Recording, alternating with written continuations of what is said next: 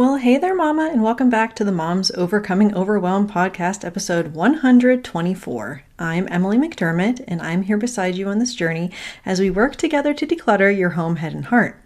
You may have noticed that today's episode is a little longer than normal, but it is wonderful and worth it, I promise you. I am very excited to be speaking with Alicia Cohen today. And Alicia is a productivity expert specializing in prioritization and time management. And before I tell you more about Alicia, I just have a quick announcement to check out the show notes today because I am participating in a conference, I Am Mom. It goes from May 13th to 15th, and it is for Christian moms that want to learn how to live more productively, purposefully, and peacefully in your calling of motherhood.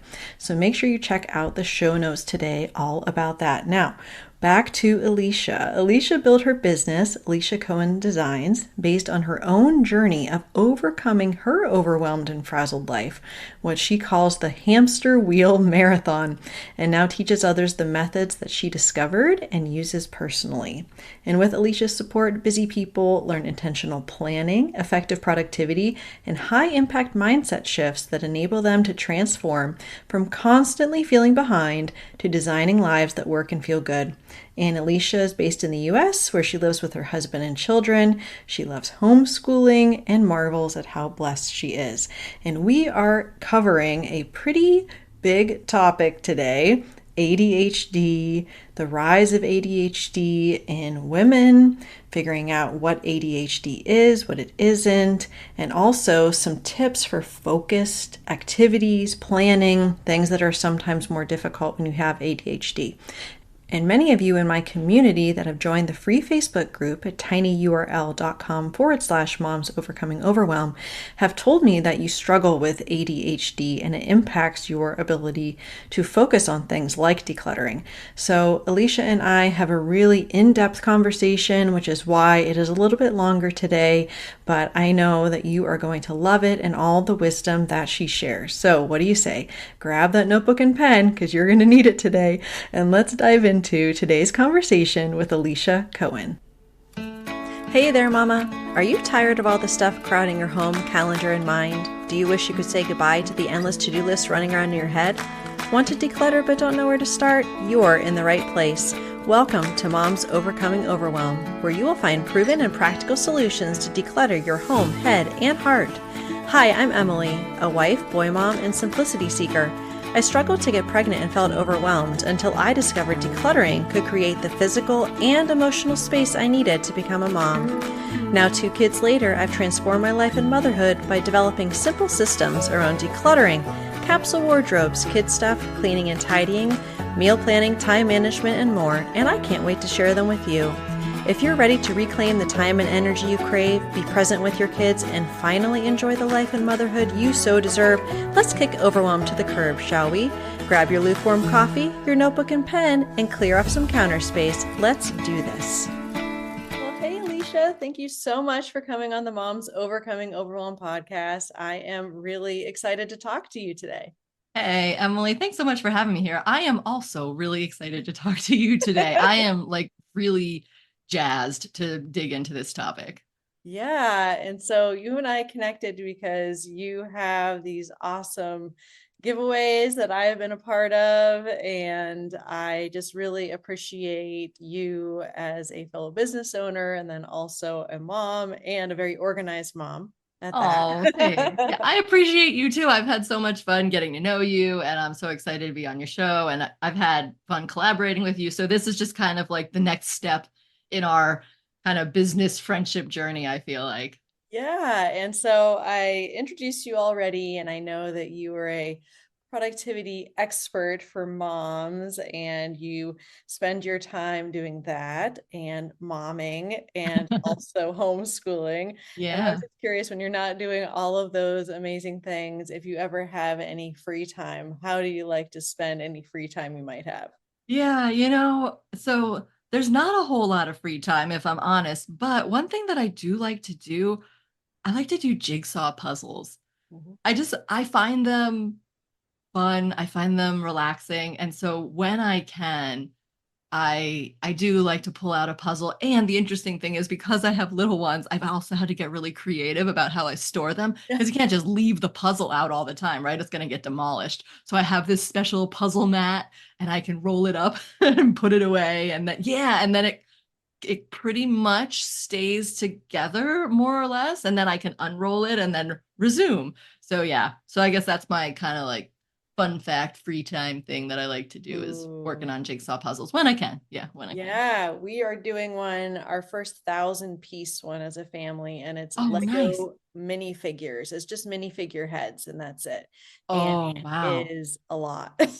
That sounds challenging. It sounds very repetitive in the picture, so Yes. that would be really challenging. Oh man, yeah, yeah, But yeah. I'm trying to see it as an opportunity to, spend some time with the boys in a kind of a different way than we're used Yeah. to. So yeah, but I'll have to look into one of those puzzle mats because we definitely Yes. Yeah, yeah. Well, I mean, and if your kids will just leave it alone, then that's cool. yeah. But in my household, they're not going to just leave it alone. And who wants to do a puzzle where you're on the last piece and you're like, wait, where's the last piece? Where's the 1,000th piece? Like, where did it go? So in my household, we've got to kind of like Yeah. keep it put away if we want to preserve the integrity of the puzzle. Gosh. Oh my gosh. Yes, definitely. Well, I know that you and I were kind of talking about how in our communities, I have a Facebook group, which is now 500 moms strong, which is pretty Nice. amazing. And Yeah. I have noticed this trend when they're joining the group that so many of them are mentioning that they have ADHD and that is impacting their ability to focus when it comes to decluttering and organization and all of these types of things. And with you as a productivity expert for moms, I was like, I'm wondering if other Yeah. people are noticing this as well. So I'm so excited to chat about this topic with you today because it does seem that ADHD is being more like openly discussed among women and especially moms. And Yes. I was just curious, this is going to be kind of a meaty conversation for both of us, but Yeah. just I don't know much about how to help these mamas just because I don't have a lot of knowledge. And I wanted to bring you on so we could talk about, what ADHD is and what it isn't, and why it might be on the rise, with adult women. So we're just going to dive in and you just go for it. And I might offer some thoughts or ahas as we go, Yeah. but I would love to just kind of talk about this because I feel like it impacts so many moms out there and it's hard Yeah. to know where to start looking for solutions. So I'm just Yeah. gonna let Yeah. you go for it, Alicia. Yeah, for sure. Yeah, I'm excited to dive in. So yeah, let's just get going because these are great questions and they're important questions. So here we go, everybody. Buckle up. So first, before I start dropping the knowledge, I got to say a few obligatory things, right? So first of all, I'm not a doctor, and even if I was, I'm not your doctor. And this is not medical treatment, this is not medical advice. So please be sure that you seek out your doctor or trusted healthcare professional for discussing ADHD if that is something that you are concerned about. Next, I am, however, a licensed and certified speech language pathologist, but I am not your speech language pathologist, and this is not speech language therapy here. But I mention this because given that I'm a speech language pathologist, I have worked with people with ADHD and I have studied a little bit about ADHD. So I feel like I know more about this topic than the average person. And then one more thing, one more disclaimer I want to mention up front here is that I don't actually have ADHD myself. So I just wanted to be clear about that. And this being said, I still feel that I have a lot to offer people who have ADHD, but I did want to be clear that I don't have that myself. Okay, so now that I've said my disclaimers, let's get going. So, first, what is ADHD? So, it stands for Attention Deficit Hyperactivity Disorder. And just a quick factoid for everybody out there you might sometimes hear people say ADD, and then sometimes you hear people say ADHD, and you're like, wait, why are they calling it ADD sometimes and why ADHD sometimes? So ADD is an old term that's not used anymore. We use ADHD now. So they changed it. I don't know how long ago at this point, but just that's a little bit of knowledge for everybody to know out there. So now ADHD What is it? I want to give you a slightly condensed definition from the National Institute of Mental Health. I like their definition. So they define ADHD as an ongoing pattern of inattention and or hyperactivity impulsivity that interferes with functioning and includes the following types of symptoms. So one, inattention, which means a person may have difficulty staying on task, sustaining focus, staying organized, that kind of thing. Two, hyperactivity. So that means a person may seem to move about constantly, including in situations where it's not really appropriate, or that they excessively fidget or tap or talk. And especially, in adults, which that's the audience we're talking about here, hyperactivity may mean extreme restlessness or talking too much. And then the third piece, impulsivity, means a person may act without thinking or have difficulty with self-control. Impulsivity could also include a desire for immediate rewards or the inability to delay gratification, and an impulsive person may interrupt others or make important decisions without considering long-term consequences. Okay, so ADHD, ongoing pattern, and it's impacting function, and it's got inattention, hyperactivity, impulsivity. But with that, there are these three major symptoms. There are then three types of ADHD. There's the inattentive type, there's the hyperactive impulsive type, and then there's also a combined type. And again, with this though, because I feel like some people are like, oh, well, that kind of sounds like me. Okay, so don't get ahead of you. If you're listening to this and you're not sure whether or not you have ADHD, you could have ADHD, or you could also just be a normal person who has difficulties with some of these things, right? So there's this important piece of that. There's a pattern over a long period of time. There's a certain degree of severity, and it's impacting your ability to function. It's not just kind of this flippant, like, oh yeah, sometimes I lose my keys. Well, sure, losing your keys could be a part of ADHD, but it also could not, right? So we want to just be mindful of this. And this is important because, as I'm saying here, when we're talking about ADHD, we're oftentimes talking about these skills of executive function that are impacted. So executive function referring to these higher level thinking skills like planning, organizing, time management, and so forth. Everybody has strengths and weaknesses when it comes to executive functioning skills, right?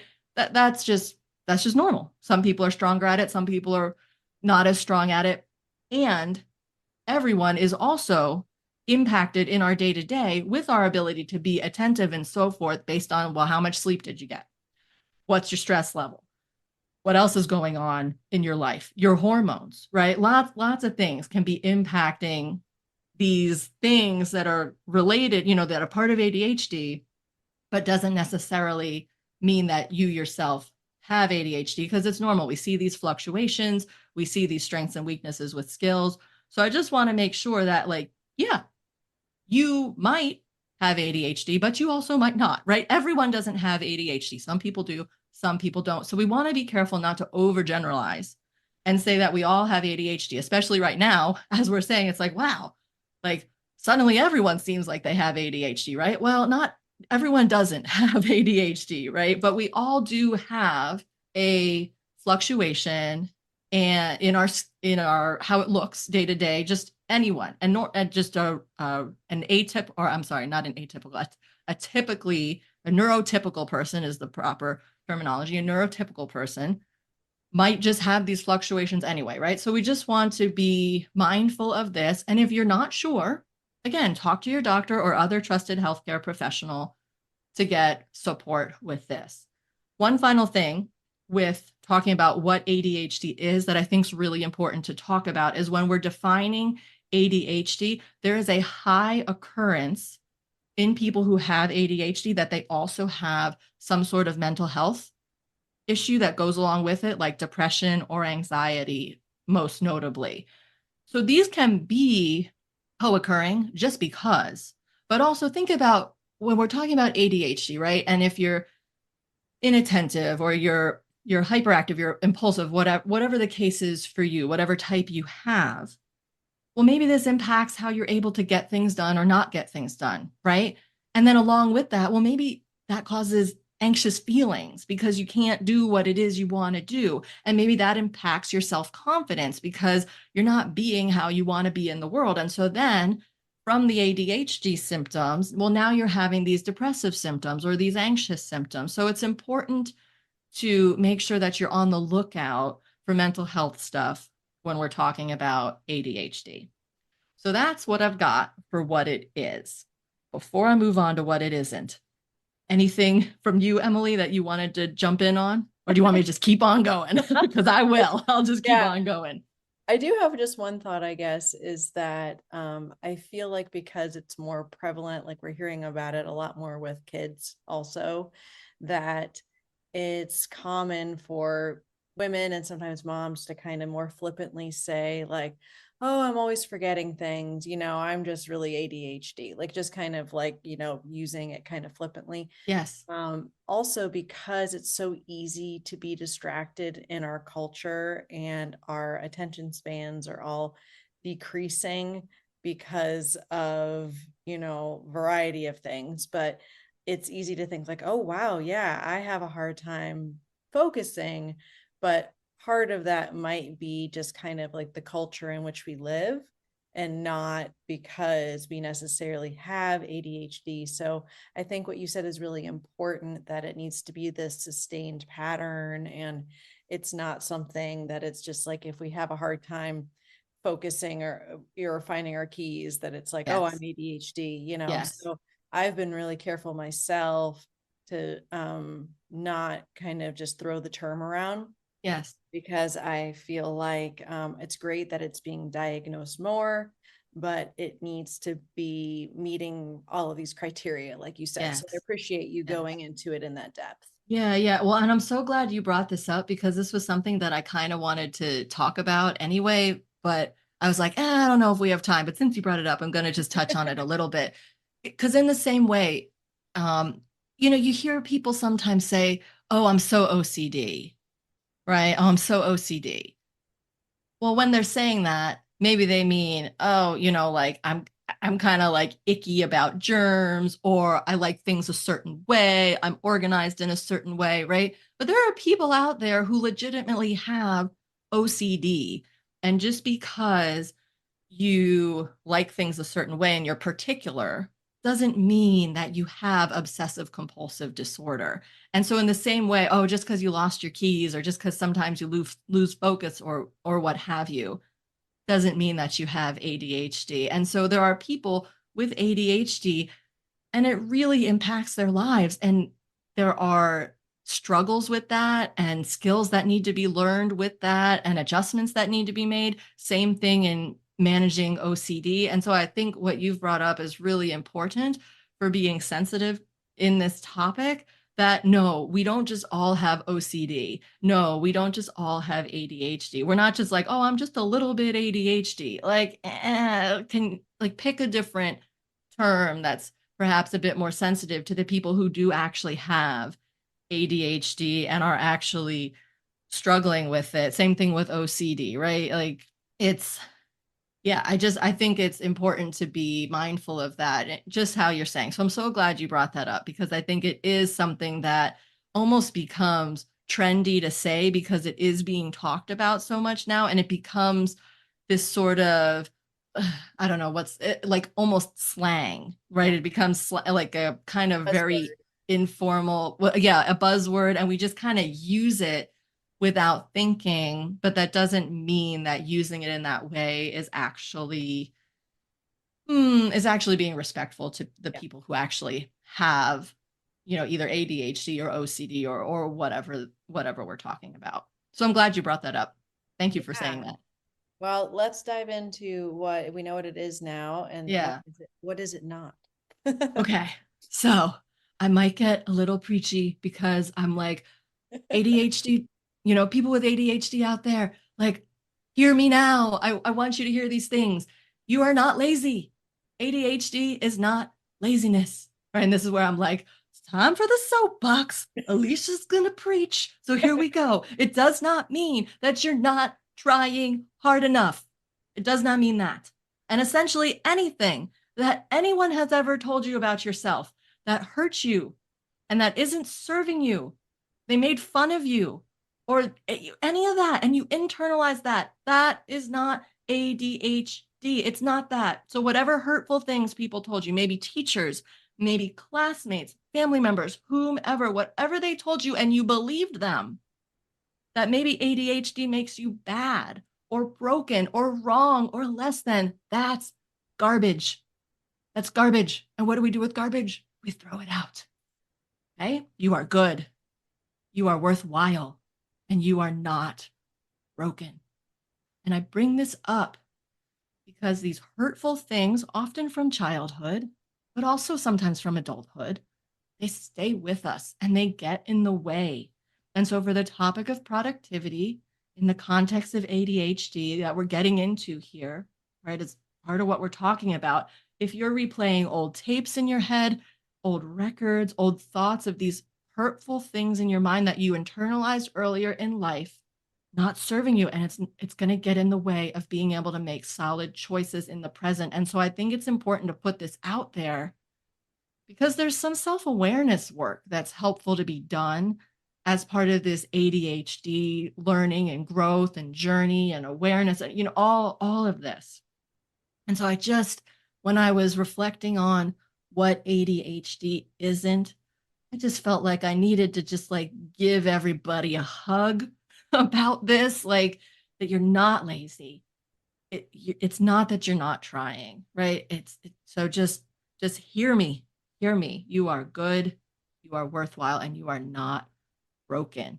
You are not broken, even if you have ADHD. No matter what people told you, they were wrong, right? So hear me in that, please. If you take nothing else away from this episode, if you can hear that and then move forward from that place, that would make my heart happy.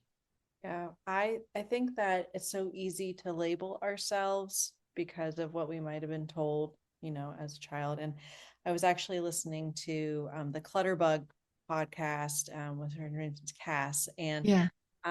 she was talking about how she didn't realize it growing up, that she had ADHD, and she had teachers, this was like in the 80s, and they would like have her desk be the only one in the hallway because she was being disruptive. Now she's this organization decluttering expert, which is really interesting. But there's so many women that have joined my community that are like, I'm just not an organized person. And I'm sure you hear the same thing. I'm just not a focused person. It's just not in my DNA. And you kind of wonder like how much of that is just stories that we've been told by other people. And so we just kind of believe it. And we think that, some of these things are outside of our grasp because we're just not made that way, or wired that way. And then being a productive, organized mom is valued in our culture. I'm not saying that's a bad thing, but it's a valued. So then if it's like, well, I'm not that, then that means I'm less than. That means I'm not enough. And then how many of us moms, even if we don't have ADHD or anything like that, that we're always telling ourselves that we're not good enough and we're less than. Right. So yeah, thank you so much for reminding these listeners there's nothing wrong with them. They're not broken. Yeah, that's really important what you're saying there. And what I want to piggyback on that about is that people think, oh, I'm not organized. I'm so sloppy, blah, blah, blah, whatever. I'm not good enough. No, no, no. These skills that we're talking about, organization, productivity, all these sorts of things, they're learnable skills. So this is really important because it's not like you got it or you don't. You're not born that way or you're not, right? I mean, yeah, sure. Are some people born more athletic than others? Yeah. Are some people born with more musical talent than others? Sure. But that doesn't mean that people can't learn to, do well in sports, do well in music, do well in whatever. Same thing with organization, learnable skill, productivity, learnable skill. These aren't things that are reserved for the best and the brightest may only be organized and productive. No, no, no. Anybody can. Anybody can be. And that's what you do, Emily. That's what I do, right? We teach these things so that people can have these skills. They're learnable, just like you would learn anything else. You want to learn how to paint, you go take painting lessons, right? You learn how to paint. You want to learn how to be organized, you go see Emily. You want to learn how to be more productive, you come see me, right? So these are learnable skills. So definitely get that in your brain as a mindset thing. That's really important. Learnable skill. It's not like you were born that way or not. So Mhm. that's really important, I think, for us to carry forward into life with us. Yeah, that's an excellent point. So, Alicia, why do you think ADHD is on the rise with adult women? Now that we have an understanding of what it is and what it isn't, and you and I are both seeing these trends, so why do you think this is coming out more so now? Yeah. No, it's so interesting to think about. So, back in the beginning of our conversation here, we were talking about how it's being talked about more, right? So, when we're looking at, well, is it truly on the rise, or does it just appear to be on the rise, or is there kind of both going on, right?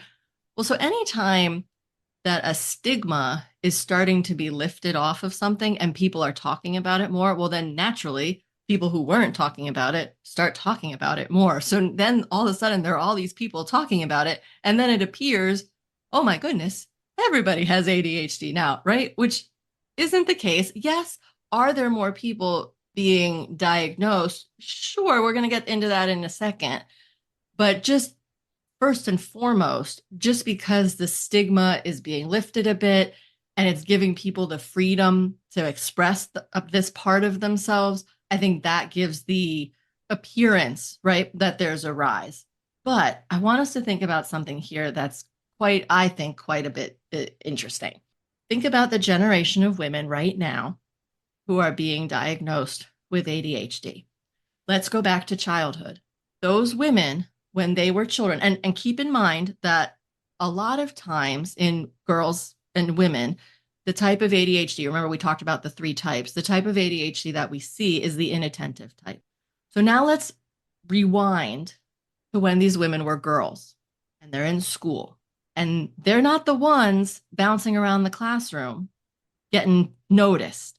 They're the ones sitting in the back of the classroom daydreaming. And so the teacher missed them and they never got picked up for ADHD. They never got evaluated. They never got looked at. They were overlooked.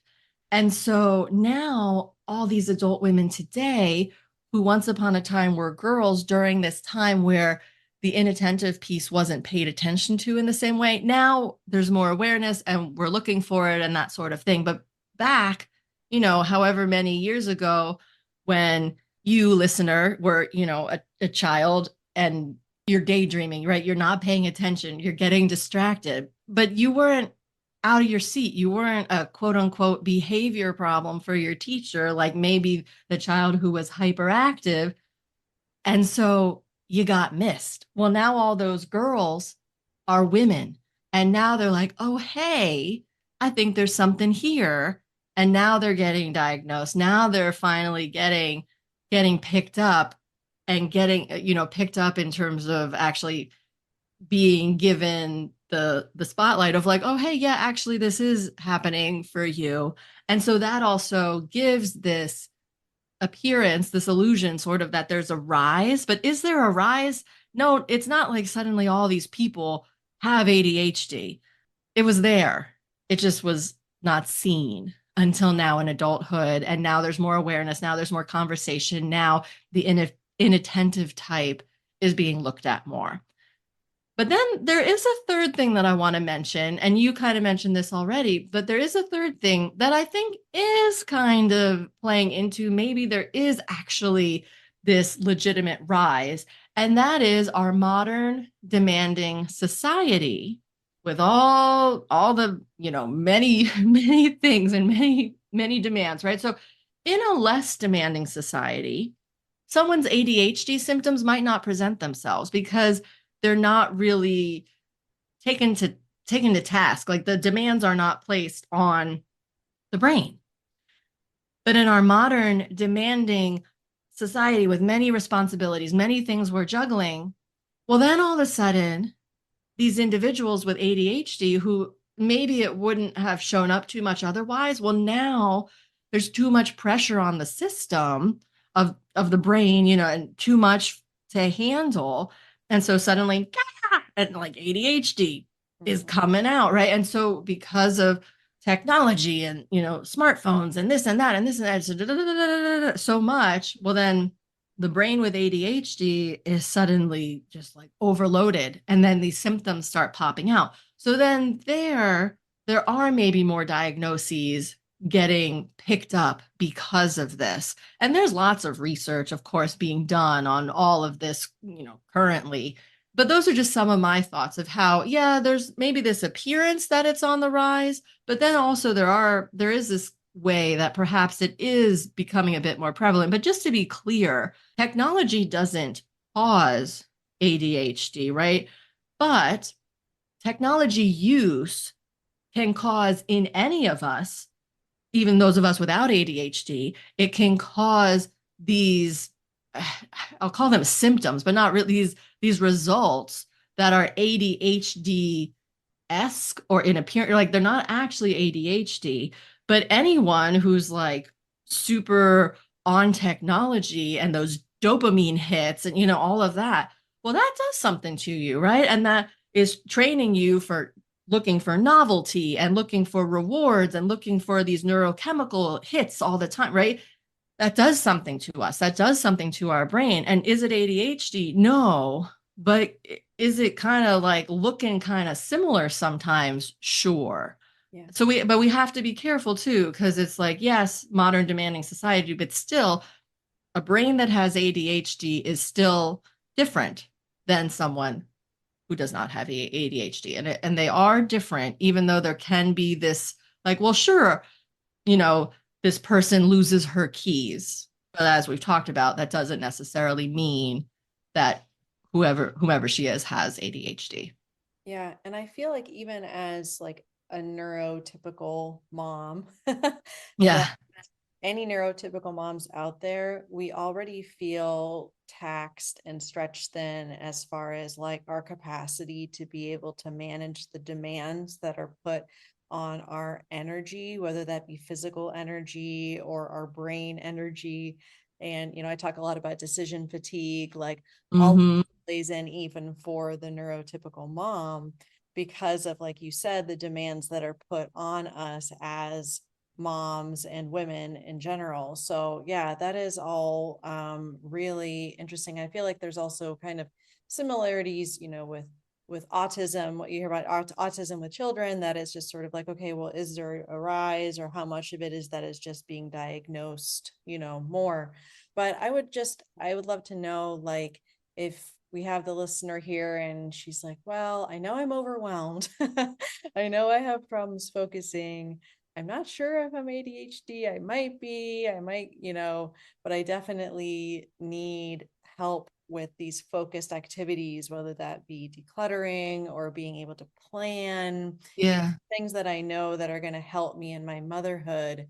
What sort of tips would you have for her so she can kind of move forward in being more productive in her life, even if she may have some of these limitations, whether they be from ADHD or just like we talked about, the demands on all of us, even if we're neurotypical?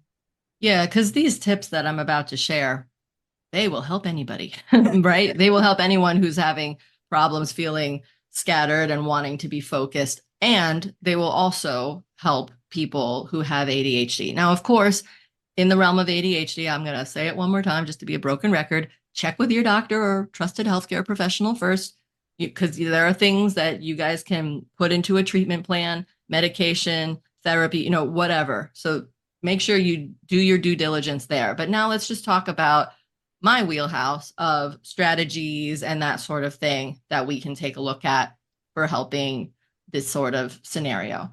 So I've got 3 essential tips for you and then 3 practical tips for you. Hey. And I do want to say first that these strategies, any strategy, of course, is going to work best when it's individualized and personalized to you. And I mean, that's the case with anything, right? Like anytime we're doing anything, if we're getting that one-on-one support and that very tailored just for you kind of support, that's going to be best. And in the same way, I'm sure, actually, I don't know your whole line of services, but I imagine you offer one-on-one Yeah.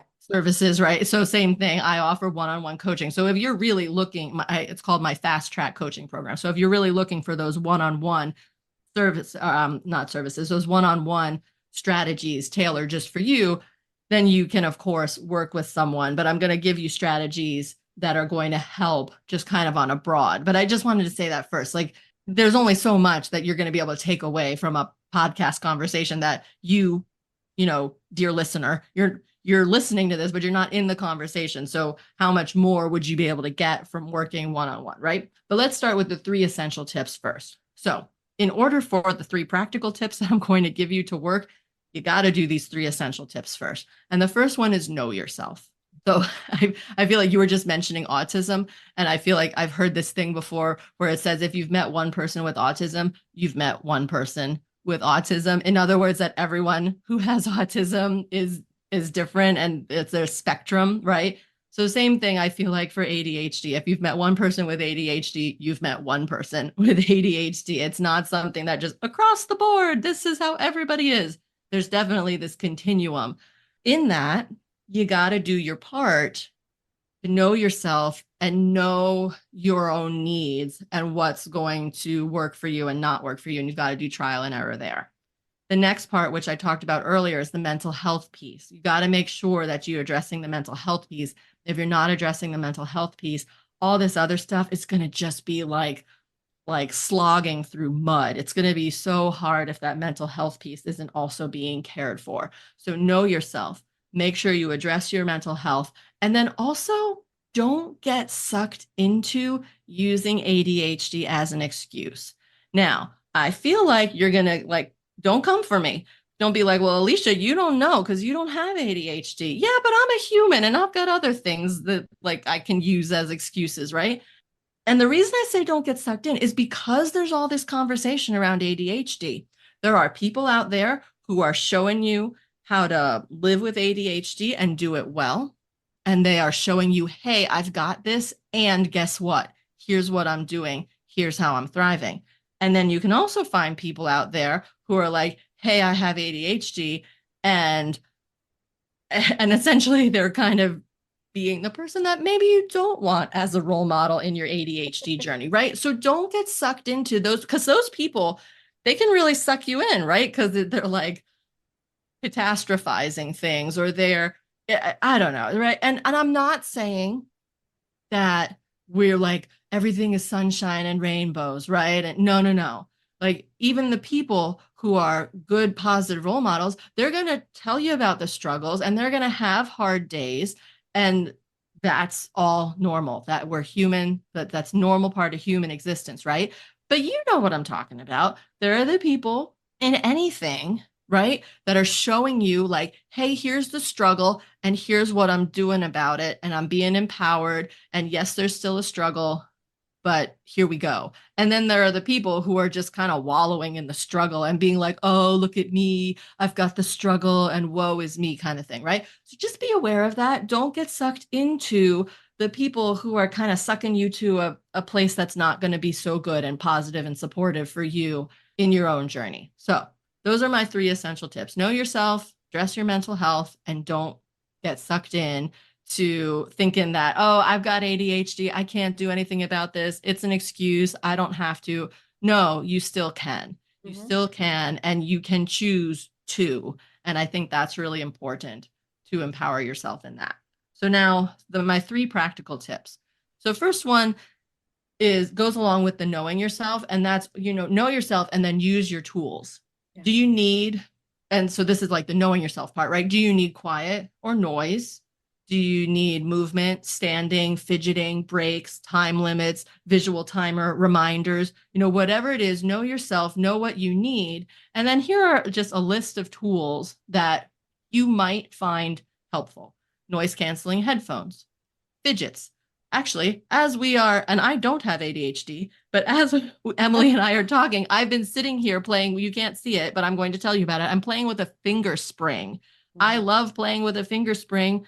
It just gives my hands something to do when I am working at my computer, when I'm talking. It's this little thing. I don't know. It's like, how big is it? It's like an inch long, or so, an inch and a half long, and it's kind of stretchy and boingy. It looks like a string. It's made out, or it looks like a spring. It's made out of plastic, and I like to just wind it around my finger and unwind it, and it just gives me something to do. And I don't even have ADHD, right? So people with ADHD might find fidgets. There are so many fidgets in the world. Google fidgets. You might find something that really kind of is a good fit for you. Timers, right? Using timers, just regular old timers, using a visual timer. Again, you can't see this, but I'm going to show Emily. I have one of these visual, it's made by Time Timer. I'm not sponsored by them. I wish I was, but it's one of these things where you can put it out and it shows you visually how much time is left. It's just another tool, right? Like you might be a visual person and a visual timer might be a really good thing for you. So Google it, use visual timers, use regular timers, whatever. Timers might be your thing. Foot fidgets. Have you heard of foot fidgets? You can get like bands that go across your chair if you've got a chair with legs. I also actually, under my desk, I have a spiky ball that sometimes I just like rub my feet on and like play with under the desk. Again, I don't have ADHD. This might be good for you. This might not. Or you can get, again, like things to do with your feet. You can get a desk bike, a desk elliptical, so that your feet are like going and going under the desk while you're doing whatever. You could also get a treadmill desk. You could do a standing desk and have a footrest where you put a foot up and then you put another foot up just to give your feet a rest from standing so much. You can use all sorts of reminders and alarms on your phone, right? So there are so many tools. And again, there are way more tools than we can get in here today, but those are just a few thoughts in terms of tools. Next practical tip, be the boss of distracting thoughts. So I know the inattentive type, right? We're talking to women. Inattentive type is big for women. So be the boss of the distracting thoughts. So what do I mean? So if you're sitting down to do some work, or if you're sitting down to do some decluttering, or whatever it is for you, and you're like, oh man, that's so hard because as soon as I start, then I just get pulled into this or pulled into that, or I start thinking about this or thinking about that. Well, know that and come prepared, right? So bring with you a pad of paper and a pen. Real old school, real easy. Don't use your phone because probably you turn on that phone and then who knows what sort of rabbit trail you're going to be going down, right? Just get a pad of paper and pen. You're going to declutter, get your pad of paper and pen. You're going to sit down and do work at your desk, get your pad of paper and pen. Anything that pops in your head, you're like, oh, I'd like to go do blah. Don't go do blah, write it down. Oh, did I forget to do blah? Don't go check and investigate unless it's an emergency. Write it down, right? Get in the habit. And these are habits. These are skills, right, that we're building.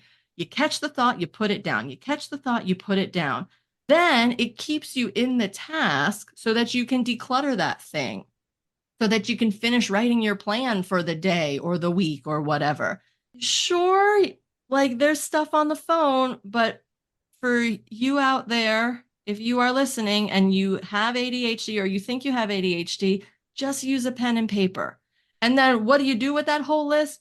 That's a different conversation that I can get into, right? But at least get into the habit. If we're talking about, okay, tips for being productive and doing decluttering and organizing with a brain that has ADHD, it's going to be really important to train yourself, train your brain to be like, oh, I'm going to put that thought on pause, put it on my pad of paper and come back to it. Okay. So work on that. And that will be tremendously helpful so that you don't get up and go do that thing, or you don't ping pong around the house, that you're keeping yourself in the task that you are currently in. And then the last thing, my last practical tip for you is to break your projects into baby steps, or even to break the baby steps into micro baby steps, right? If the step isn't small enough, then make it smaller. Make it so small that you can do it in 1 minute, 5 minutes. You can do it without it being this huge, overwhelming, taxing thing, especially for having ADHD. And it just might be more challenging for you to even do the thing. Well, make the thing so simple that you can't not do it, right? So if you've got a pile of papers to declutter, make your micro baby step that you're going to declutter one piece of paper from that pile of papers, or you are going to set a timer for 1 minute, right? You can do 1 minute. You can tackle that tackle that pile of papers for 1 minute and then move on. And then you know what? You had a success and do it again tomorrow or do it again later that day.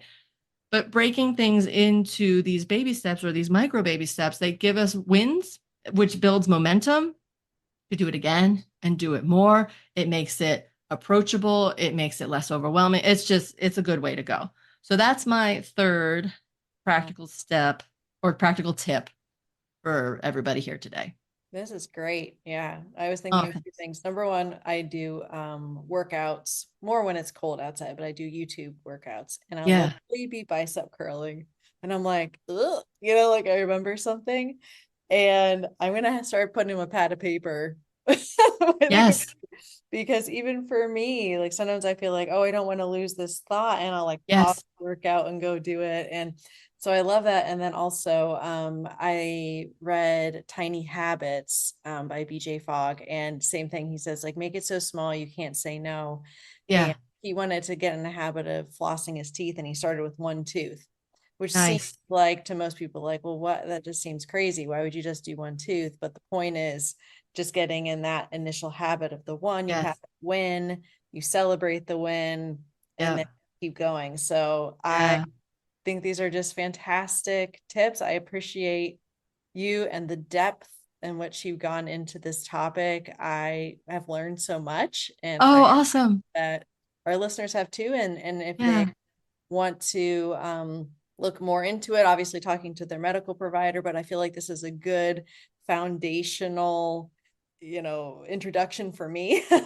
Oh, fantastic. Things. So I really appreciate you coming. And I was just curious if you had any parting thoughts, and then I want to make sure to let everyone know how they can connect with you. Ooh, parting thoughts. I don't know if I have any parting thoughts. One thought I did have as you were talking is you were talking about the pad of paper for when you're working out. They also make something called Aqua Notes, which is a pad of paper for your shower. Do you have it? I've heard of it. I don't have. Oh, I have it. I love it because inevitably I think of things in the shower, and then by the time I get out of the shower, I have forgotten. Well, not anymore because I've been using Aquanotes now for quite a long time. So Aquanotes, you can just get it on Amazon, Yeah. and it's I don't know how much. I'm sure the price changes all the time based on like how prices on Amazon just seem to Yes. like go up and down. Anyway, whatever. So Aquanotes, yeah. As you were talking about the pad of paper for working out, I was like, oh yeah, and also the pad of paper for the shower. Yes, I don't know, parting thoughts. I hope that people have gotten, and even if you don't have ADHD, I hope you've gotten something good out of this conversation. If you do have ADHD, I hope you feel supported and uplifted and encouraged, and that you have some new kind of thoughts to chew on in this whole ADHD journey that you're going through. I hope this has been supportive to you. Yeah, I really, that would warm my heart if that's what I'm wanting to do, is to in this conversation to give good tips and information and such, but also to really be a support to Yeah. people who are dealing with ADHD. Yeah. Well, thank you so much. And please let everyone know how best they can connect with you, Alicia. Sure. So the best place to connect with me is my website, which is aliciacohendesigns.com. So there you can find everything. You can find my free resources, you can find my products for purchase, my social media links, and all that good stuff.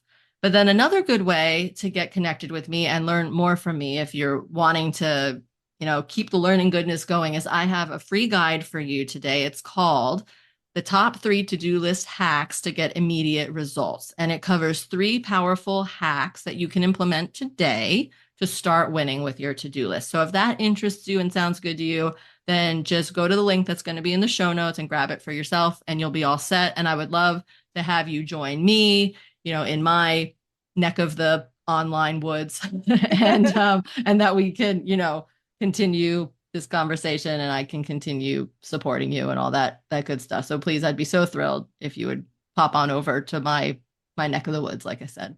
Yeah, well, thank you so much for coming on the show, Alicia. It was really a pleasure talking to you. And again, thank you just for supporting and blessing these moms. It just really means the world to me.